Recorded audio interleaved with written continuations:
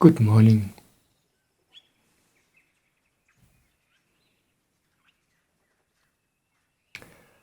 I say good morning because I love to make my videos early in the morning, right after I meditated.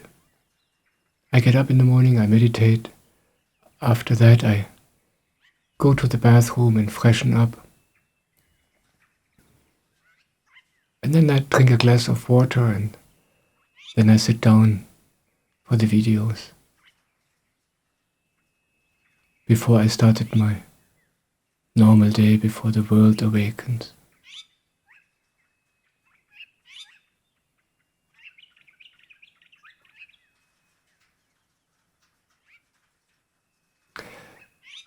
This morning I want to talk about heaven and hell.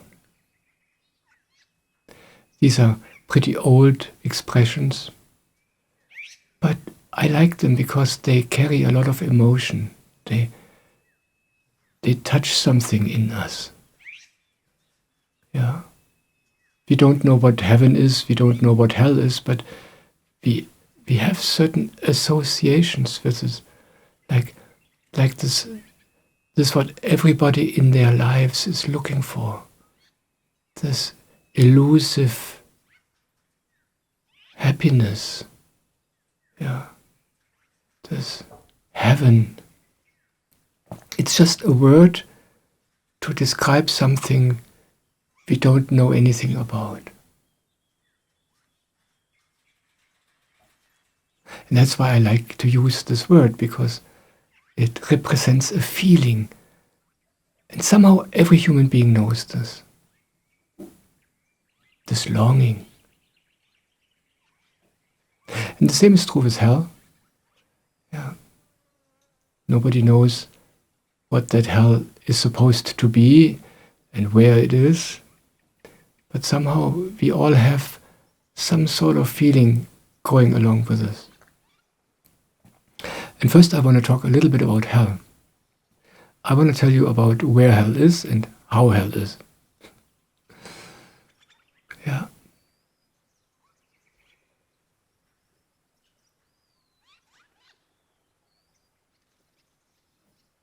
Well,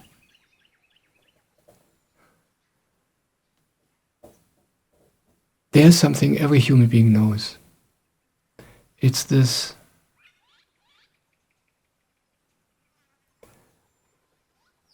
it's a kind of a permanent worrying in life. This a kind of a anxiety which is underneath everything we experience in life. Even in moments where we feel happy, even when we are on a party and everything is great and we just love everything, we never get rid of this anxiety. Somehow we never get rid of this conviction, life is difficult. Life is dangerous. And if I'm not careful, if I don't work hard enough, if I don't struggle, if I don't fight hard enough, something terrible will happen.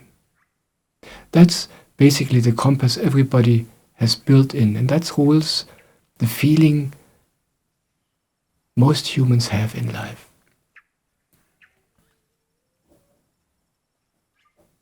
This is called hell. You know, there's a saying I read recently from a famous writer. I forgot who that was. But the saying is, the best prison is that prison where the inmates don't know that they are in prison. Because then they don't try to escape. They have no clue that they're in prison. And exactly this is the nature of hell. Yeah? Hell is a prison where people don't know that they are in hell. Because it's so normal for them. They believe it must be like this. Yeah. And that what I just described, this normal state of most human beings,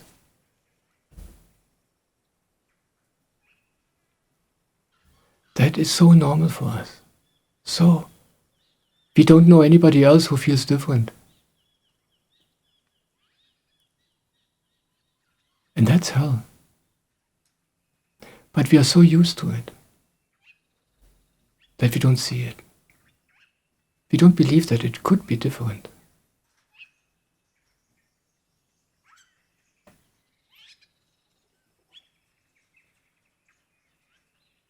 And then, heaven is the absence of those things. Heaven is the absence of anxiety, of worrying, the absence of dreams we are running after, hopes we are running after, the absence of fighting against something.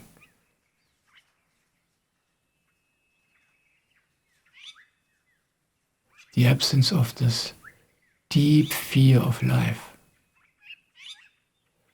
The absence of this I who believes all these things. That's heaven. So hell is not a place where you might go to if you do the wrong things in life. And heaven is not a place where you will end up if you do the right things in life. Heaven and hell are descriptions of states of being. And that's why it's possible that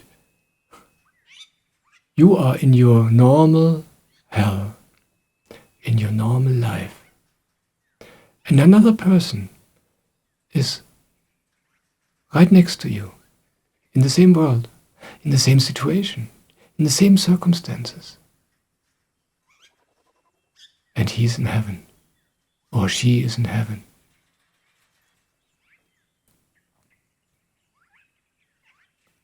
Because she is totally different inside.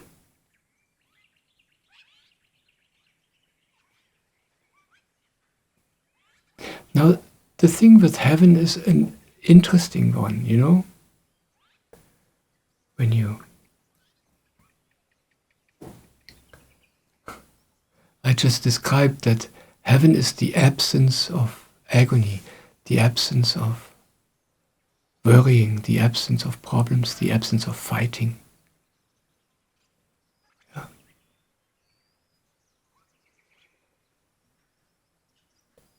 But the thing is that you are used to your prison, and I tell you, you don't want heaven.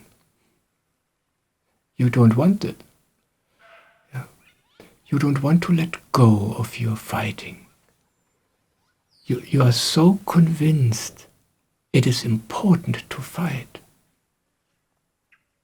You're so convinced that you must solve your problems. Then you will be in heaven.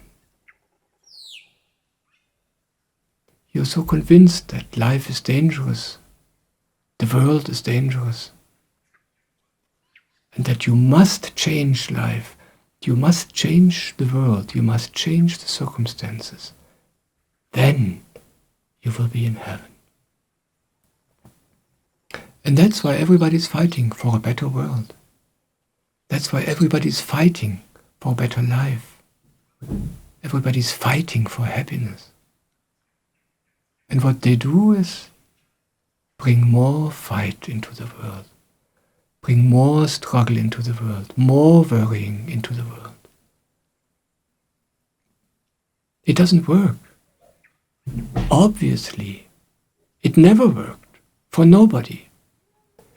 But we know nothing else, and we believe this is the only way.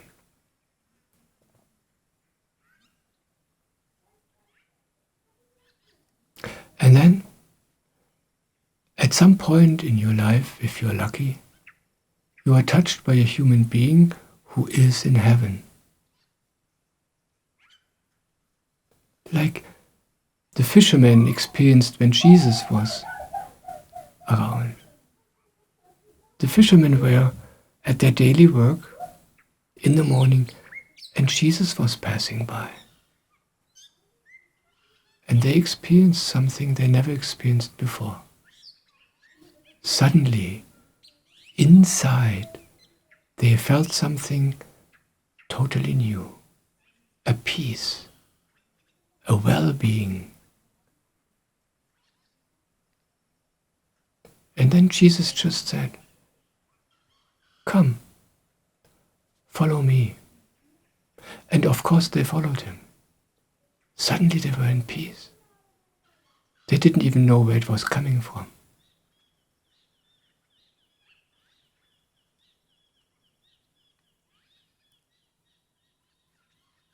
And then we want this too. We realize this human being, he has something, he is something. I want this too. That's the way, we know it. And then we ask, how? How can I reach where you are? And it's no secret, he just tells you how to do it. Yeah? It's totally simple. It's no big deal. He says, put God first. Trust, turn inwards. Pray. He says, don't worry. He says, why do you worry?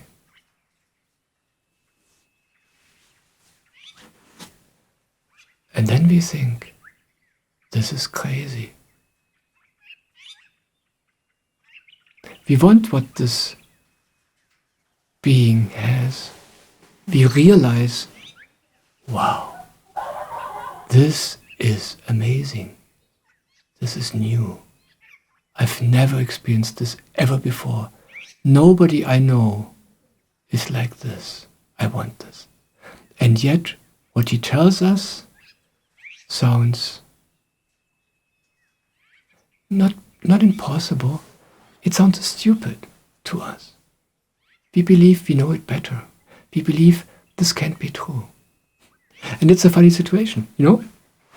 There is this human being who is in heaven. And when you come into his proximity, you feel it in you. And yet, what he says, we can't believe. Because it goes against all of our convictions.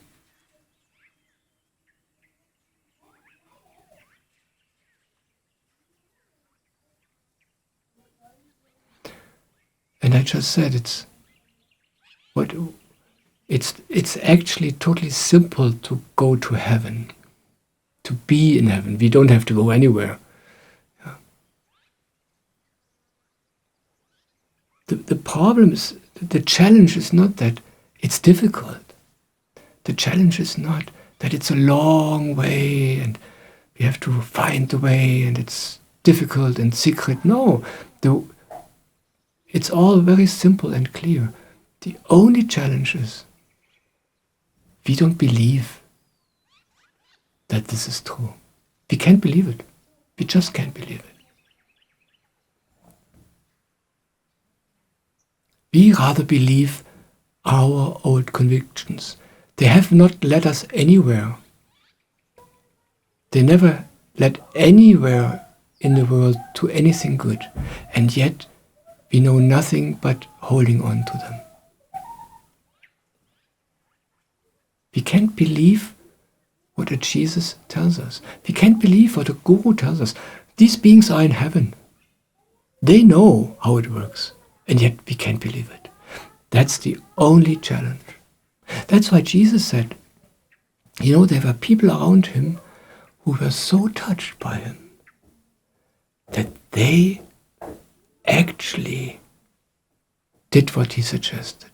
They started turning inwards. They started trusting. They stopped worrying. They experienced this peace inside when they were close to Jesus, and they decided, I want to look into this direction. No matter what my head tells me, no matter what my thoughts tell me, no matter what I believe, no matter what my neighbors say, no matter what my friends believe, this I want. I go there. And those people, they became happy. They were in heaven. They got healed from their depression, from their agony, even from physical illnesses. And Jesus said, I didn't heal you. It's your trust that healed you.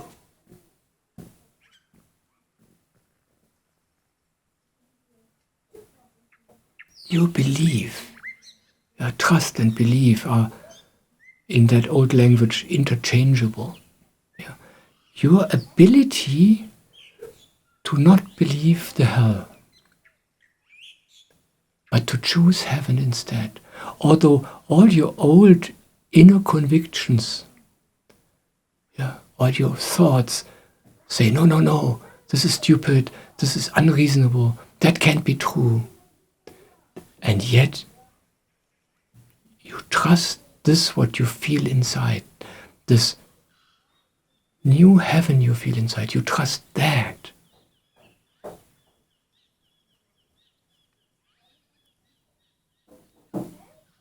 That's what healed them. That's what made them happy. That's what created heaven for them. And that's the only challenge we have in this life. You live your life and you know nothing about these things. But then comes a time where somehow, by some grace, you are touched by a human being who brings this experience to you. And this has happened in your life. Otherwise you wouldn't watch this video. Or you are so desperate and so in agony that you know no other way in the world and you are forced to turn into this direction. Otherwise you wouldn't watch such a video. But no matter how it happened, there is a time in your life where you are being touched by this energy, by this heaven possibility for the first time. And you can do this. This happens by itself. This happens in your life. You can't make it happen, but it happens.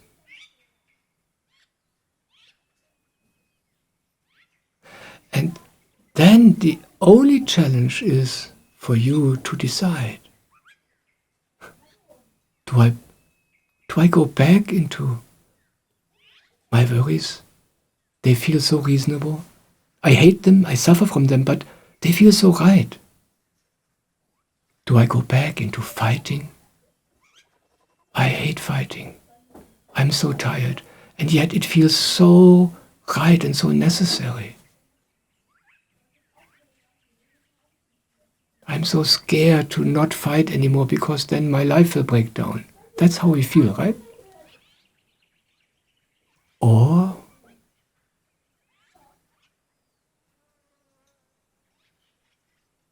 do I give my attention to this new I feel, this peace, this unexplainable peace? I don't know where it comes from. It feels totally unreasonable. Where does it come from? Why is it here?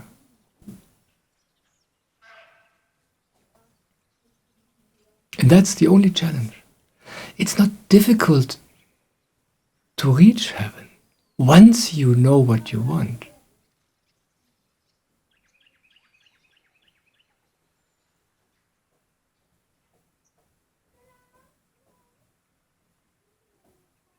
And it's an interesting dilemma. Once you are at this point in your life, it's like for a while you have two voices in your being. The one is these old convictions, and you can feel it. It's like I can't stop worrying. This is unreasonable. If I don't worry about all these important things in my life, My life will fall apart. This is how we feel. We are so convinced that this is true. And we are so convinced that the world will become a bad place if we don't fight for the good. So you have these thoughts, these convictions in you. And in a way, you have to let them go. It's like you have to not believe yourself anymore. That's how it feels. And instead, turning to that which is also in you, this experience, this new experience of something you never felt before. You never thought it's possible, but you feel it, you experienced it. And to give this your attention, to trust that instead. It feels unreasonable. No, all the logic, all the reasoning says, I have to continue. But you experience this heaven and you know, I don't care. This is the way. That's the only decision you ever have to make.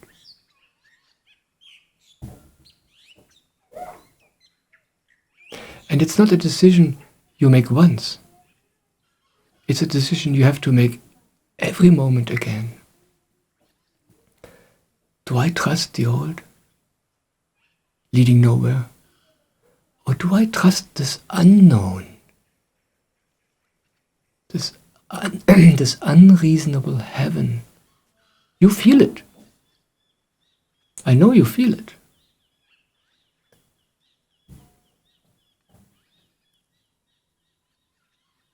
And you know, when you listen to me and when you feel it, it's like, yeah, of course, this is it. Yes. Or when you're in the presence of a guru, yeah. Or when you read a book from a holy person who is in heaven, then you feel inside yourself. It's not that you believe these words. No, you feel suddenly, oh yeah, this is possible. Oh yes, I'm here. For these moments you sit in heaven, or at least you can feel it. But then this moment is over. The video is over. The book is left aside, and you enter your normal life again. You are at work, you're together with your family, or with your friends, or you're alone with yourself and with your thoughts and with your worries. And then all of this is forgotten again. And then you believe the old again. And then, whenever you remember the new, whenever you remember this new taste of heaven, then you can decide again, oh, I want this. I won't listen to the old stuff in my head. I know, I believe so much in this old stuff, and yet I know this is not the way. This decision you have to make again and again and again, in every moment.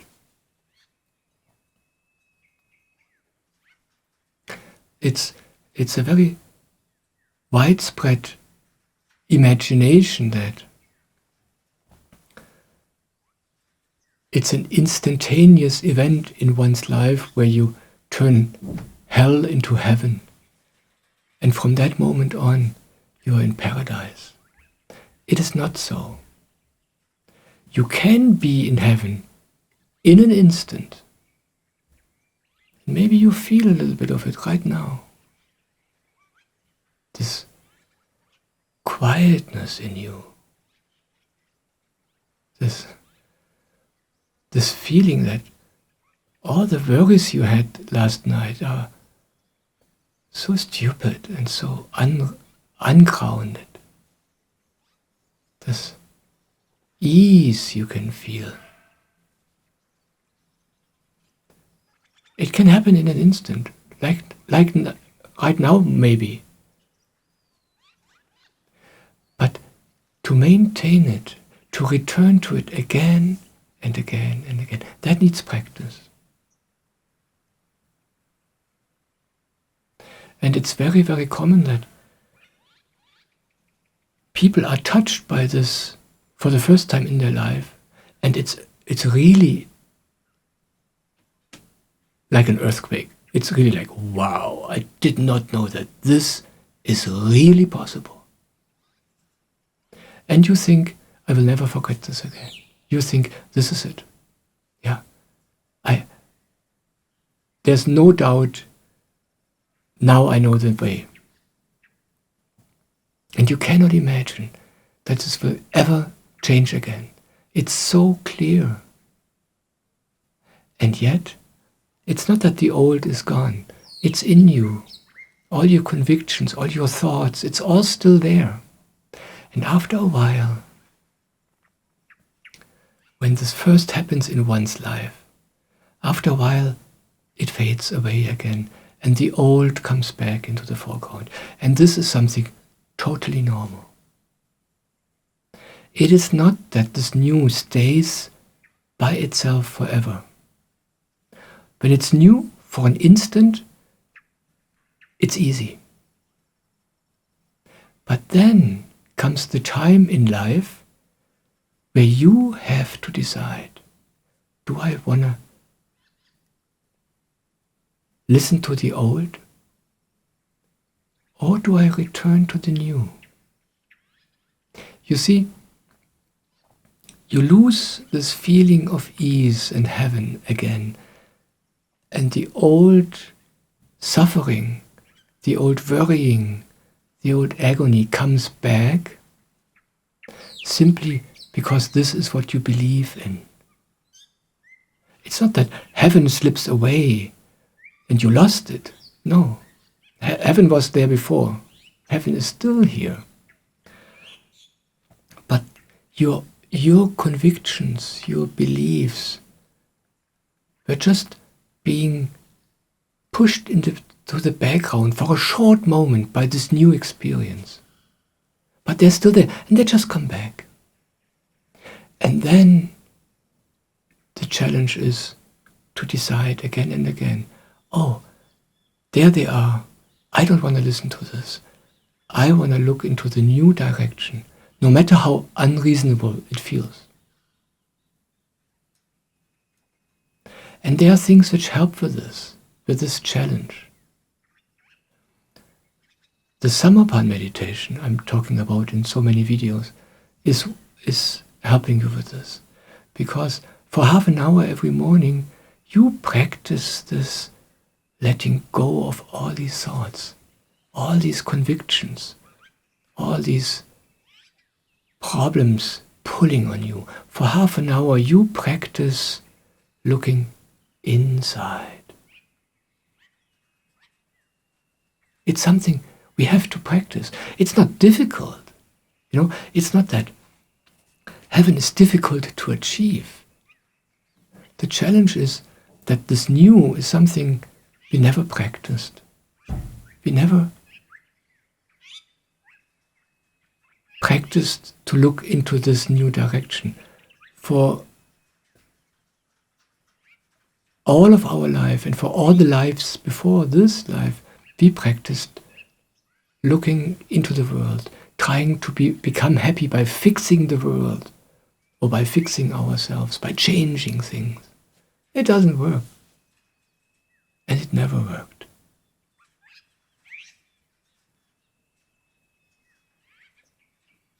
So we just have to practice this. And the meditation is the tool for this. This is not any kind of meditation. There are many meditations out there, but for me, they are mostly not meditations, but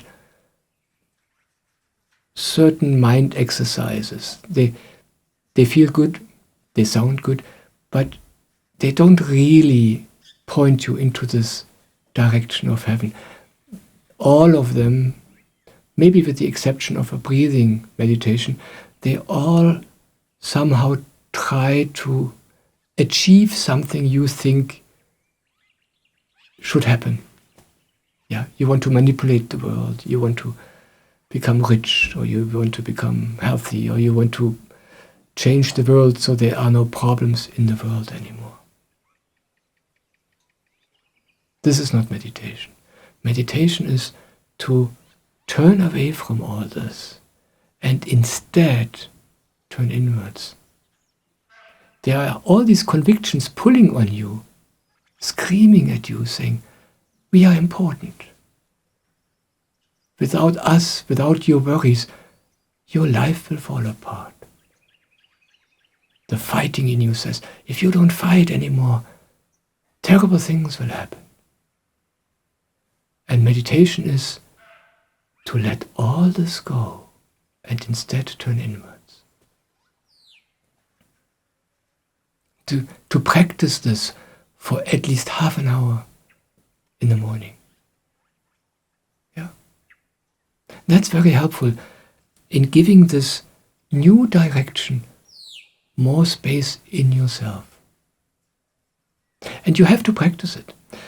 As I said, most people experience this the very first time in their life and then they lose it again because these old convictions come back and they go back to it and get lost in it again. And if you don't practice this, you will lose it. Yeah. Not because you're bad, not because heaven is not for you, simply because you don't practice it. Yeah. It's something you have to learn. It's easy. Yeah. You just have to do it. And there are two other things which you can do to support this in you. I said, this first experience of heaven comes to you because somehow a human being entered your life who is in heaven. And this makes this experience you feel in yourself possible. And when you stay in touch with a human being like this in some way, reading his books, listening to his videos, visiting his satsangs, no matter what it is, yeah, that supports that too. It's not about what such a human being says. It's about what you feel when you're close to such a medium of God. Yeah, it sounds a little religious, a little funny, medium of God. But what it means is there is somebody who trusts life. There's somebody who is in heaven. Here, in the same world like where you are, but he's in heaven. And when you are in contact with such a being, either physically close because you meet him or you read this, books or whatever, then you experience this yourself, in yourself. It's never about the words. Yeah, it's not that this person gives you good advice. Maybe he gives you good advice, but what it's about is your own experience of heaven. That gets nourished. That becomes possible again. So this is helpful. Yeah. And it's also helpful when you watch in which company you spend your time. There are certain times where you don't have a choice. For instance, you go to work, and the people at work are the way they are. Yeah. But there are many times in your day, many times in your life where you can choose. Do I want to spend time with people who look into the old direction, who believe, yes, you must worry, you must fight? Or do I spend time with people who know heaven, who try to learn the same thing I'm learning? And if you spend time with those people, then this is also helpful for you to let this new in yourself grow bigger. Yeah?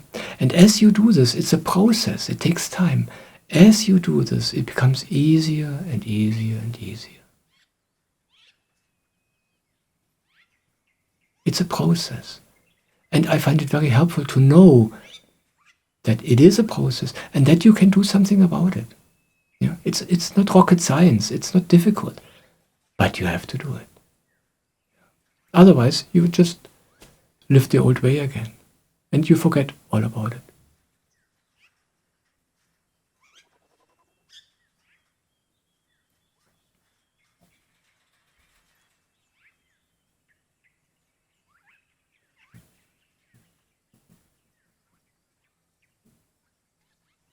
And the only challenge, the only problem on this way is that this is something we don't want. I said it before.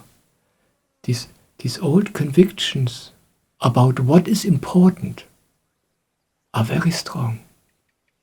That's, for instance, why Jesus said that it's easier that a camel will enter through the eye of a needle than a rich man going to heaven. The eye of the needle, that was the name of a gate in Jerusalem. Yeah, Jerusalem had big city gates which were open during the day, so the camels, the caravans could enter the city for trade. But at night those big gates were closed, and there were tiny little doors in these gates. Tiny little doors where just a man or a woman could enter through. But even that, these doors were so tiny that a man in full armor, in full fighting equipment couldn't enter through this door. It was a security measure. Yeah. So a human being could just squeeze through this tiny little door. So a camel, it would be impossible for a camel to go through this. And Jesus said, it's easier for a camel to go through the eye of the needle, through this little door, than a rich man entering heaven. And he said this not because heaven has anything against rich people. Yeah? It's not that being rich is wrong or amoral. It's not that being rich, accumulating wealth is something which prevents you from going to heaven. This is not the case. But when you are rich, it means you take wealth very important. And all the things you do to become rich and to stay rich, this is all very important for you. Yeah?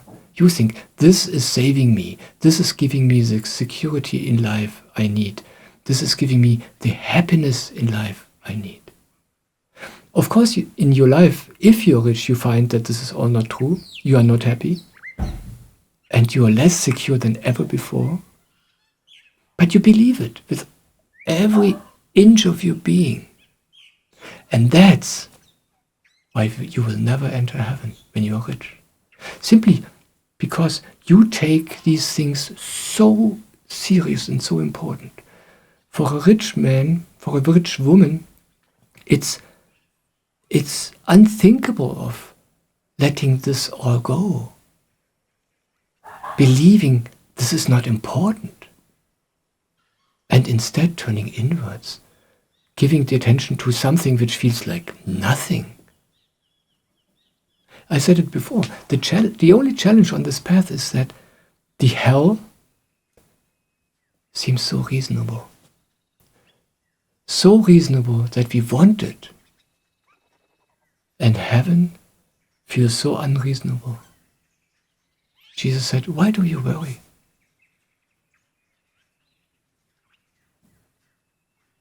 And we think,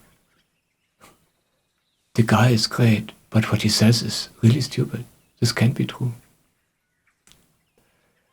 We think, if he would have my life, then he would know why I worry. But he knows better, but we can't imagine this. There's another thing Jesus said, there were these people around him who got healed. They got healed from their depression, from their fear of life. They got healed from their hell. They came to heaven in Jesus' proximity. Even people with physical illnesses got healed. And he said, it's not me who healed you. Your belief healed you. And what he points to is this. The word belief is, what it means is trust. Yeah. When he says, the translation, the English translation, your belief means your trust. And what he means is, you have all these old convictions in you, like everybody else in this world. And yet, when you came close to me, and when you felt heaven in you, you trusted that. Yeah, you trusted that what you felt in you, more than all these old thoughts, all these old convictions. You trusted that. And that's what healed you. So, coming to heaven only depends on your ability to trust that what you feel in you, this new you feel, this peace, to trust this more than you used to trust your thoughts. That's all.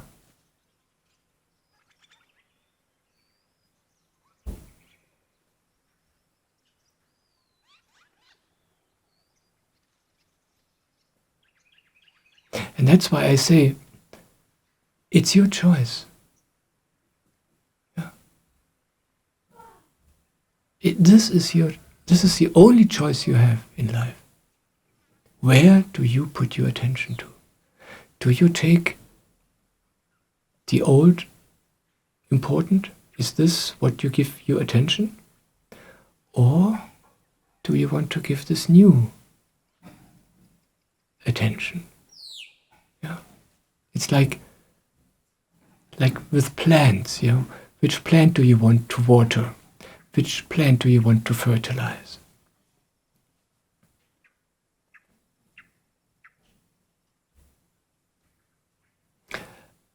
And the guide, your guide, is only your inner experience. It's not what anybody says. It's not that a guru or a Michael or a Jesus tells you what to do in life to reach heaven.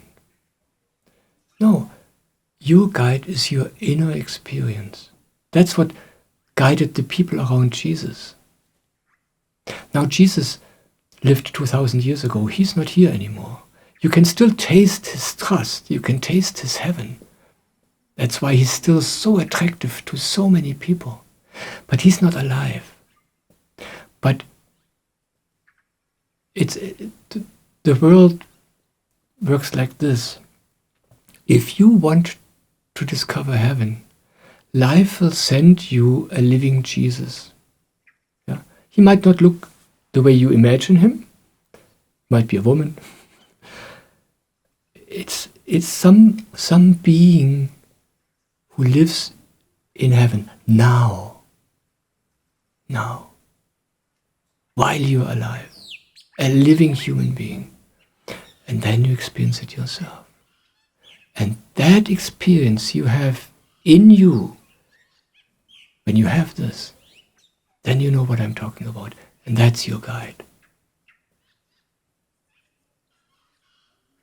So, some people wonder, how can I distinguish a false guru from a true guru? How can I distinguish between all these people out there who claim to know the truth and who claim to know the way, but who are idiots? And how can I find that one who is true? And it's easy. It's about what you feel. There are people, you listen to them, and they say beautiful words, wise words. And the feeling they create in you is one of restlessness, one of uncomfort. It's subtle. And then You meet a human being. He might not even be attractive. Maybe he talks in a way which is not so convincing, not so polished. Maybe he doesn't talk at all, or she. But when you come close to him or her, or when you listen to him or her, you feel peace. You feel a space in you. In you. It's yours. Which you normally don't feel. And where you feel, that's what I'm looking for. So it's your inner experience which gives the answer to those questions. And some people ask, how can I distinguish these feelings in me? But I tell you, when you experience this yourself, it's totally clear. Yeah, you might have listened to idiots since many years, but then you come across a person where suddenly you feel in yourself what I'm talking about, and then you immediately know. So it's not that you trust another person. You just trust your own inner experience. That's the guide. Yeah.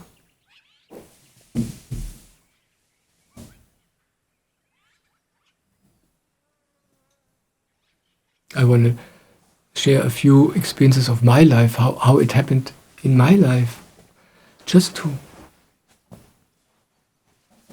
make it more understandable for you how that works in life. Yeah? Because this whole thing is not something mysterious. It's a normal process of life. But nobody knows it, so nobody talks about it. My first experience of heaven I had about 25 years ago. At that time, I knew nothing about heaven, and I thought I have problems, and I was in therapy. I was seeing a therapist because I wanted to solve my problems. But I was lucky. This man, he was living in heaven. He still is alive. He still lives in heaven.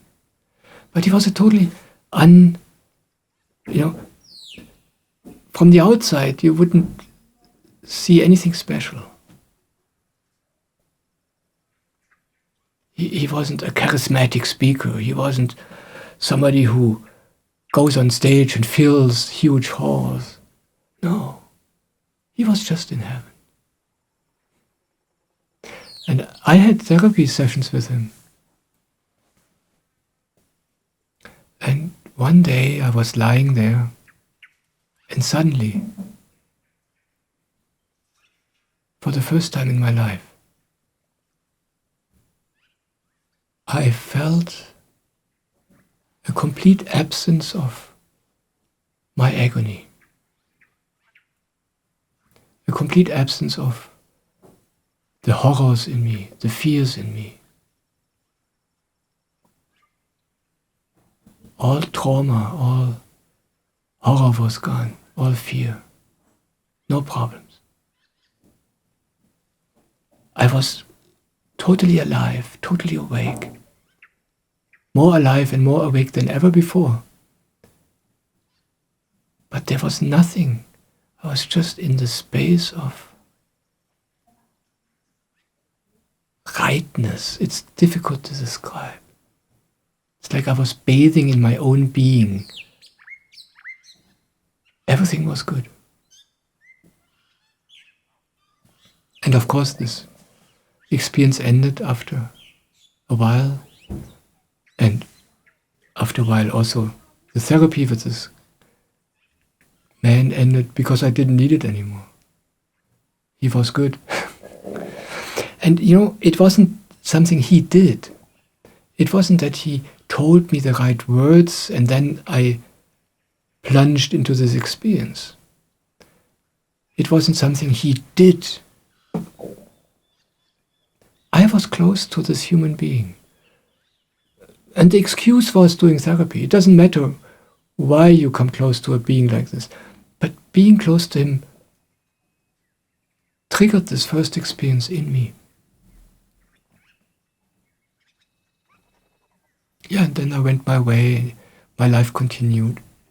And then, after a while, a year later or so, I don't know, I met my spiritual master, Soham. 23 years ago is this now.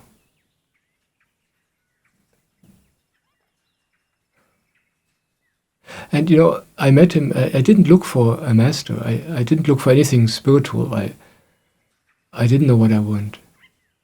But somehow, by some accident, I ended up in his satsang. And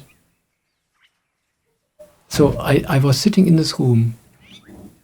I didn't know what to expect there. I never was in satsang before. I never met this man before. But then he entered the room, and he walked through the room and sat down in his chair. And I was sitting there, and suddenly I felt inside such a rightness, such an absence of any trouble.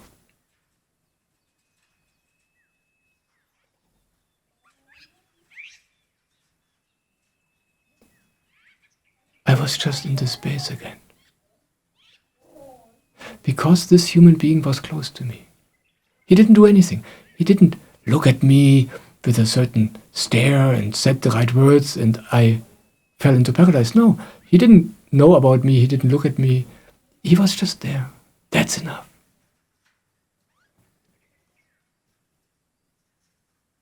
And that's why such people always say the same things. It's not about what they say.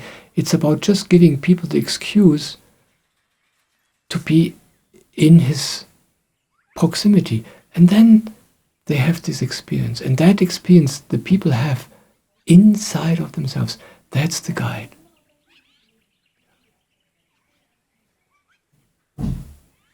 That's why I have not much to say. I say the same things in each and every one of my videos.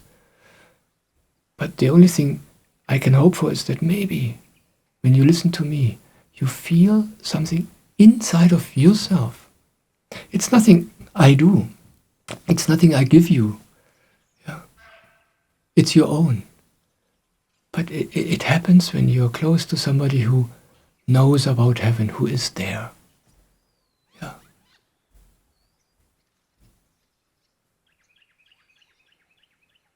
And then it's your choice in every moment of your life. And it's never about, we human beings we are so used to torture ourselves. Oh, I did it wrong again. Just know that this heaven needs to be fostered. I mean, the heaven is here. The heaven is huge. The heaven is all there is. And in reality, hell doesn't exist other than in your head. But for you, heaven is small. Simply because you don't believe much in heaven and you believe very much in all your thoughts, all your convictions, also the deep down convictions. And that's why it's a process. That's the only thing. It's an inner process of slowly letting go of all these old things. And as I said, all these old things are the only problem. And we hate our problems and we suffer from our agony. But letting go of it feels impossible. Just foster this new. It just takes a little bit of time. It's not difficult. The only difficulty is to stay at it. To make this choice again and again, every day. That's all. So it's simple. But this you have to do. Nobody can do this for you. No guru, no Jesus. Yeah. That's Judas, for instance. Yeah. Judas knew heaven.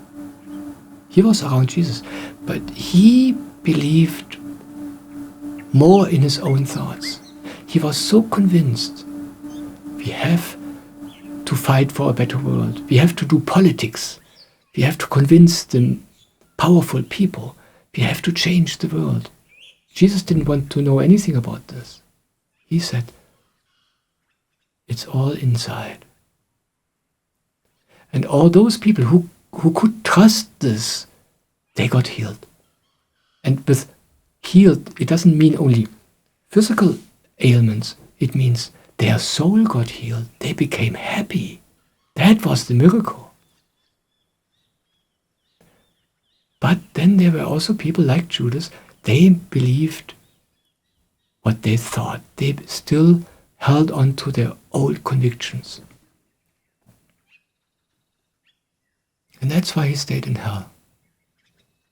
Yeah. And so this is an easy choice, but you have to make it. Yeah. And when you meditate, when you sit in the morning for half an hour, letting all these thoughts in your head go, you will feel, wow, this is a challenge. They feel so important. They feel so right. They feel so reasonable. And this heaven I can sense feels so unreasonable. And yet you know yourself what the right way is. I just want to point out to you the challenge so you know how you can prepare for it. Yeah? When you know your challenge, it's easy. Yeah? That's why meditation is so helpful, because it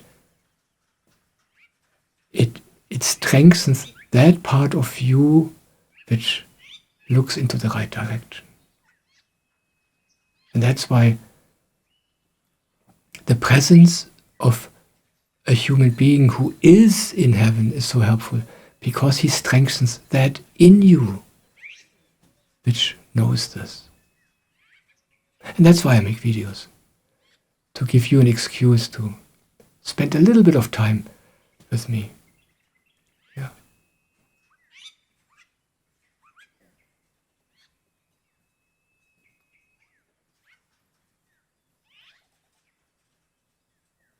So the title of this video, Heaven, Hell, Your Choice, it is not meant as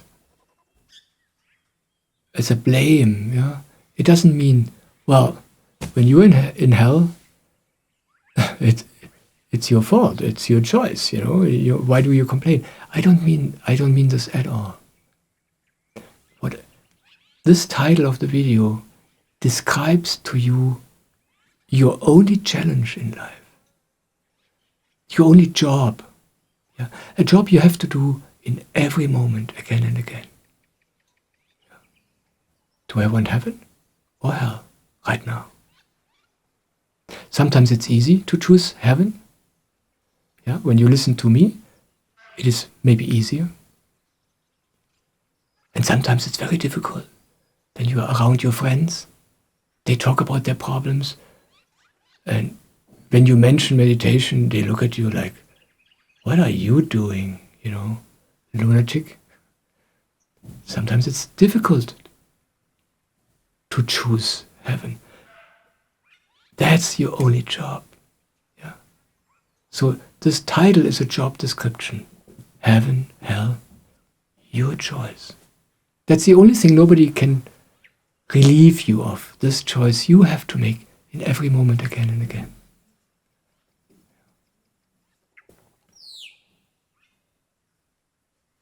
The rest is very, very easy.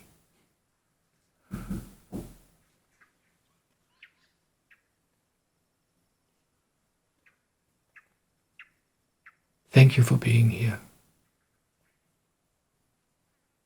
I love you.